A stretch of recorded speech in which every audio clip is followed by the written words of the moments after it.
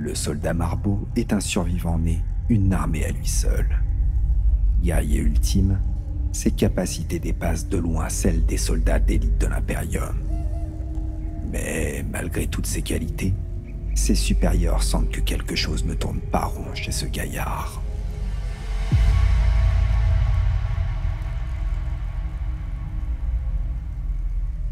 Marbeau est un être mystérieux et distant.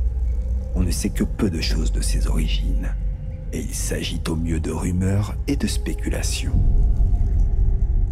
On dit qu'il était issu d'une fratrie de 10 hommes enrôlés dans le 12e Catachan et que durant la guerre contre la ouag Urgok sur Risa, tous périrent. Mais on prétend qu'un certain garde revint 2 semaines plus tard, portant la tête du boss de guerre orc, un trou entre les cieux.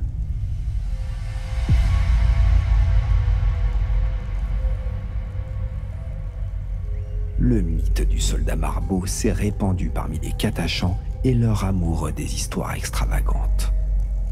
On prétend que, sur Pardus, Marbeau détruisit un convoi blindé entier en piégeant le défilé qu'il empruntait et qu'il captura le poste de commandement de Basque à lui tout seul, abattant le chef des extraterrestres et ses gardes du corps aux multiples tentacules.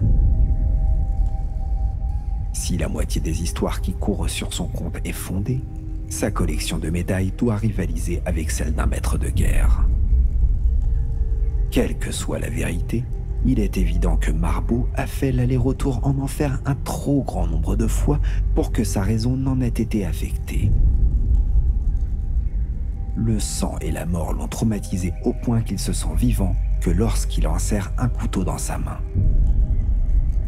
Quand il ne traque pas un ennemi, son regard est vide et ses gestes sont lents lorsqu'il est en train de graver son nom sur le torse d'un adversaire.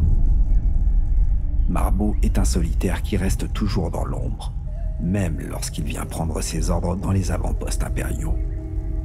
Rares sont ceux qui ont vu son visage, et personne n'a jamais entendu sa voix, car il ne parle jamais et accepte ses missions d'un léger hochement de tête avant de disparaître de nouveau pour aller trouver l'ennemi.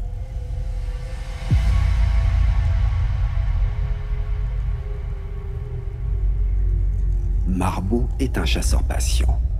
Il reste en embuscade jusqu'à ce que sa proie s'aventure à portée, puis l'élimine avec une facilité déconcertante. Il sait à la perfection se fondre dans son environnement et faire disparaître la moindre trace de son passage afin que l'ennemi ne puisse déterminer l'origine des attaques que subissent ses troupes. Après avoir tranché la gorge de ses proies, il retourne dans l'ombre et gagne silencieusement une autre position d'attaque. Il plonge alors l'armée ennemie dans la confusion la plus totale, alors qu'elle cherche frénétiquement à localiser l'adversaire qui décime ses unités. On dit que combattre Marbeau est comme combattre une ombre. Les commandants ennemis jurent tout leur grand Dieu que ces attaques ne peuvent être l'œuvre d'un seul homme et qu'ils sont tombés dans une embuscade tendue par une armée entière. Il est si habile dans son domaine qu'on raconte que durant la guerre d'Octavius, il avait fait des lictors tyrannides sa proie de choix. Si cela est vrai, Marbeau ne s'en vante pas. Il se contente de regarder dans le vide en attendant la prochaine mission que lui confieront ses supérieurs.